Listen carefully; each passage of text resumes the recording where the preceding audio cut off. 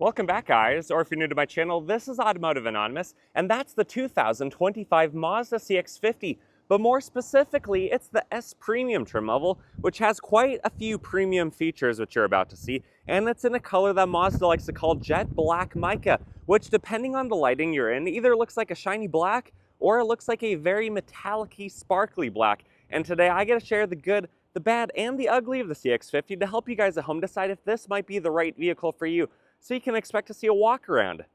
All the specs, initial driving impressions, 0 to 60 on GPS, and then my final thoughts, and huge thanks to the Goody Motor Mazda Group for letting me borrow this one for the day. I'll link them below if you're interested. They ship all over the country and they sell below MSRP, and they're one of the coolest dealerships around.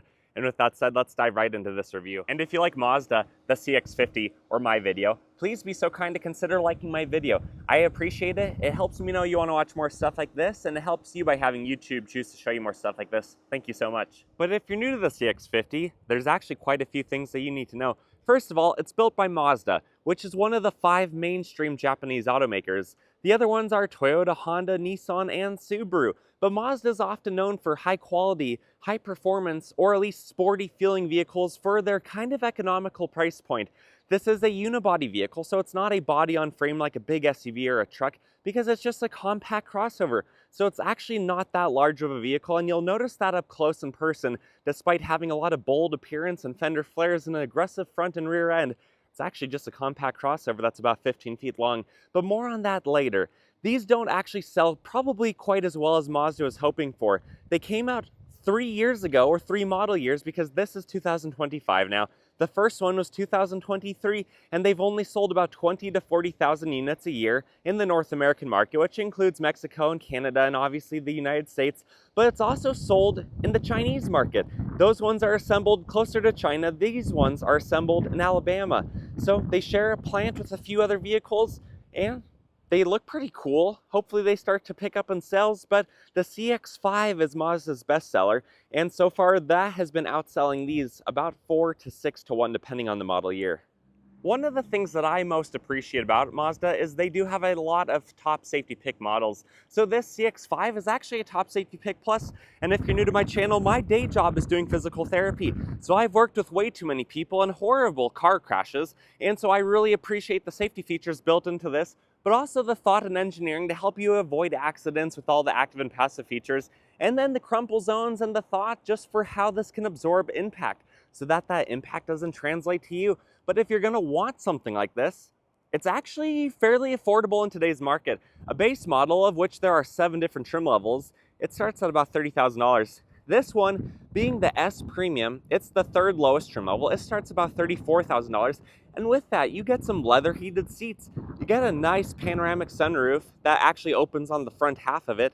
You even have a Bose sound system, which Bose and Mazda have had a partnership for a few decades, and those sound systems actually sound really nice in this vehicle with the acoustics and the overall design of it. But if you want an expensive trim level with all the bells and the whistles and a big turbo up front, that's only going to cost you a little bit over $40,000 for a fully loaded example. And being a compact crossover, it fits really snugly, really nicely into a standard size parking spot, and it's honestly pretty nice to drive around town while being big enough to be stable on the highway. So overall, it's about 15.4 feet long, around 6.25 feet wide, 5.25 feet tall, so it actually has a really aggressive stance to it. The wheelbase, it's about 9 feet, also adding to the planted feeling. The weight of this vehicle is up to about 3,900 pounds, but there's a few hundred-pound discrepancy between a trim level that's very low without the turbo to a very loaded trim level with the extra weight of the turbo. And then this has a payload capacity of 850 pounds. So you, your buddies, your family, your stuff, you can weigh up to 850 pounds in this vehicle, which is a little bit less than some other unibody crossovers, but it's actually about the same as the Toyota 4Runner, believe it or not. And then it has a 437 final drive ratio, 8.6 inches of ground clearance, and it can do a full circle in about 36 feet. And then the last few things to mention out here is the gas door is thankfully located on the driver's side. When I lock the vehicle, the gas door doesn't seem to lock, so the bumps can attempt to siphon some of your 15.9 gallons of gas. Thankfully, this one only needs 87 mid-grade octane, and then without the turbo, the way this one is configured with these smaller 17-inch wheels, it's rated for about 25 city, about 31 highway, so your max road trip and range is almost 500 miles. But this is actually the wheel tire spec that I really like. It's a 17-inch wheel again. It's a 225/65/17, so you actually have quite a bit of sidewall. And then these Goodyear Assurance tires have 9/32 of tread, which is not insanely good, but it's not bad. I don't know that that's necessarily shaved down, and I'm sure they'll last you about 40,000 miles. And then this is your key. Typical Mazda key. I actually really like it. You're not likely to push buttons on it.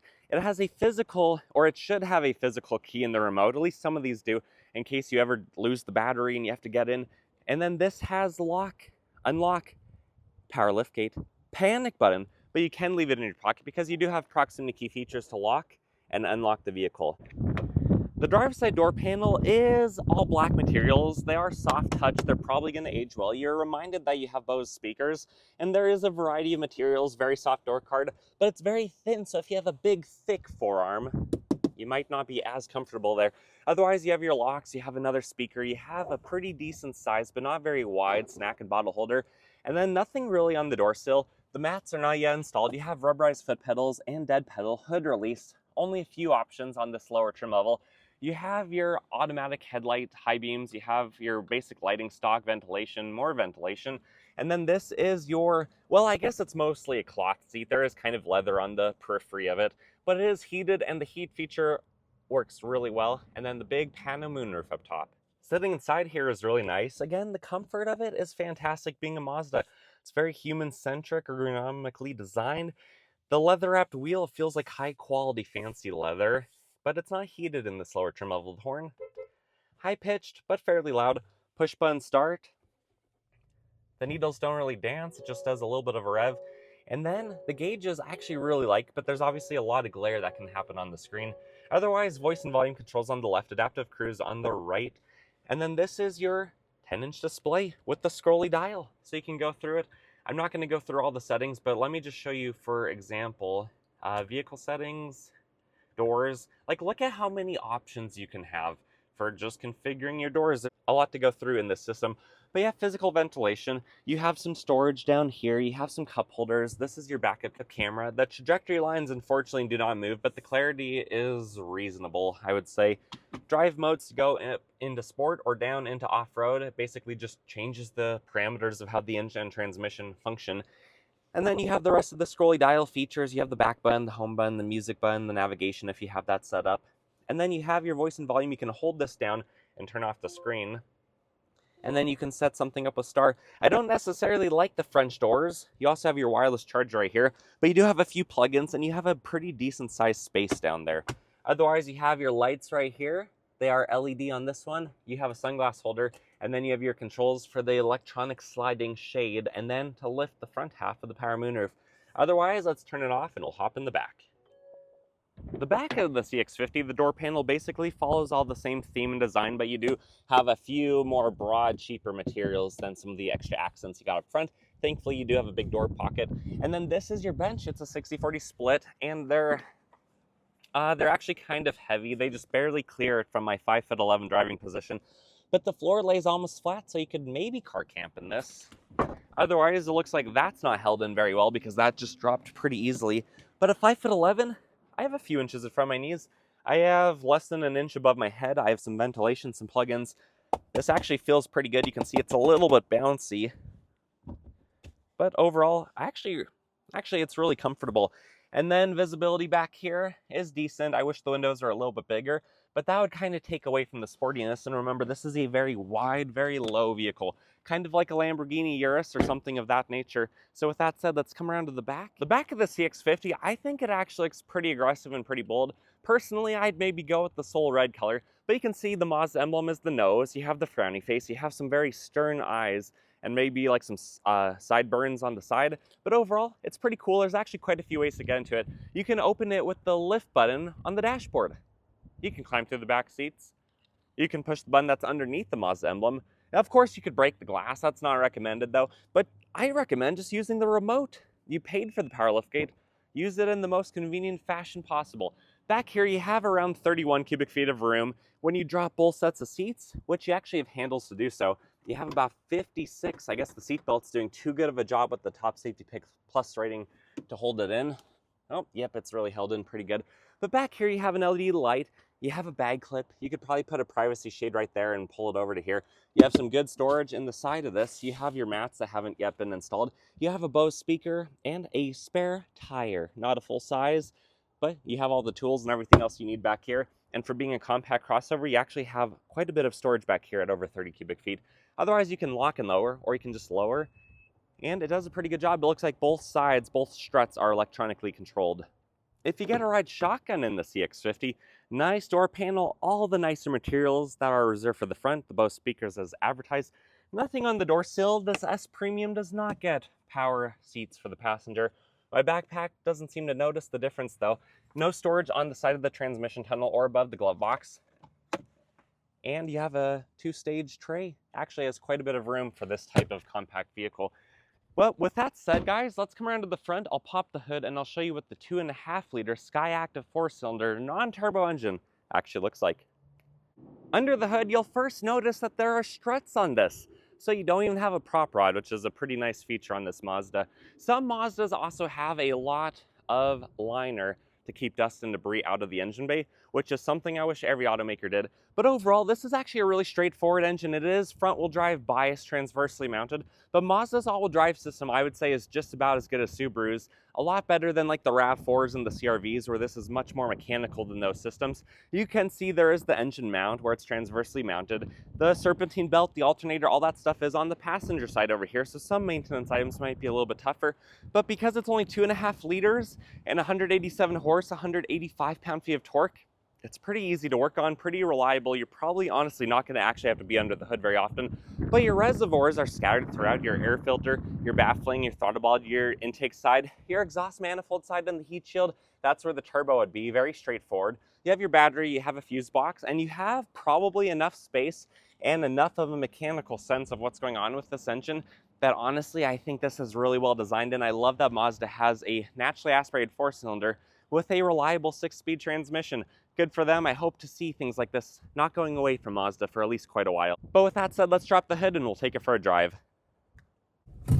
Initial driving impressions of the 2025 CX-50. We're in sport mode, traction is off, and that little Skyactiv engine, even though it's only about 187 horsepower, it actually sounds really good.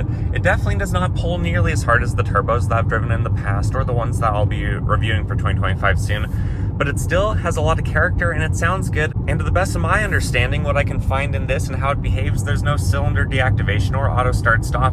It's just a good old 4-cylinder with a 6-speed automatic transmission, and it shifts really well, pretty crisp, and there's really no surprises with this.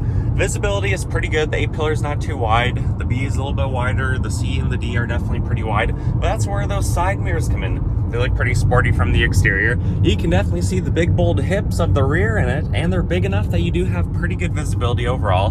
Knowing that this is a top safety pick, plus knowing that it has a Mazda styled interior, which is comfortable. I do slide around in these seats. There's not a ton of bolstering, but the heat feature feels really good. The Bose speakers in this, however, it's designed and tuned for this vehicle. Between the glass, the acoustics, the shape of the interior, they just sound really good. There's some pretty decent depth in them for this price point. And overall, these are just fun to drive. Let's give it a little bit of gas from a 50 roll.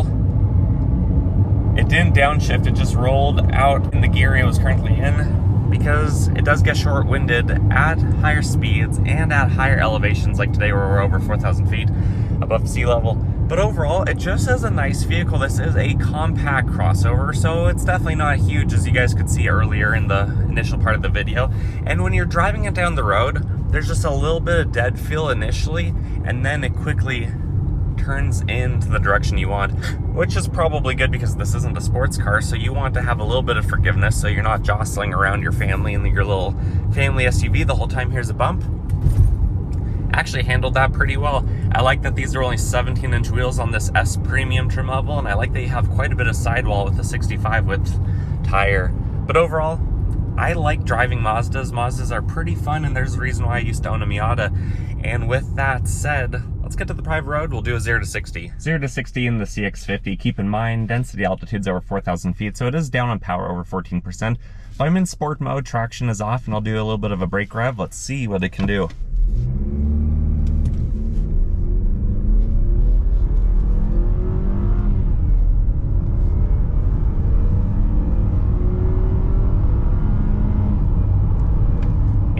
0 to 60 came in at 10.36 seconds. My final thoughts of the 2025 CX-50, even in this non-turbo blacked out trim level, is I actually really like it. I like that Mazda is being bold enough to have a literal wide body vehicle that still has none of the emissions friendly features that a lot of us actually don't really like. We're not sure how that does for long-term reliability, so I'd rather get a little bit worse MPG and not worry about the engine failing prematurely because of the start-stop features and all the cylinder deactivation type of stuff. So the fact that they're making a sportier vehicle and it's not just a typical rectangle where everything looks the same like a jelly bean these days going down the road, this is a foot wider than it is tall. In reality, those proportions stand out and these look pretty noticeable on the road. I think it drives pretty well. I don't know if I like this more than the CX-5 just because the CX-5 is so refined. It's really kind of the pinnacle of what Mazda can do in the crossover. But this, I'm glad it exists. I think the sales numbers are probably going to start picking up. And the more of these I drive, the more I appreciate them. And I'm glad that there are still vehicles like this on the road. But anyways, guys, my opinion is just my own. What is yours? Comment below. I want to hear your thoughts and opinions, especially from you guys who have had one of these or are considering one of these. What made you decide with this, and what else were you looking at when you were cross shopping? I always recommend you test drive the competition. Test drive at least a half dozen vehicles so that future you is very happy with the decision that current you made. But for $34,000 before extra fees and options and taxes, honestly, in today's market, being a top safety pick plus having really bright LED headlights and all the other safety features that this has, and the note of that engine, honestly, I don't think you can go wrong with this. Remember to check out Goody Mazda. I'll link them below if you're interested. They are really good people to work with. And if you got anything out of this video, please consider liking this video. Comment your thoughts and opinions below. Subscribe if you haven't already if you want to watch more stuff. And I hope to see you again on the next time. But remember, my opinion, I'm just a random guy on the internet. So get off the internet and go drive one of these. And with that said, take care, guys. See ya.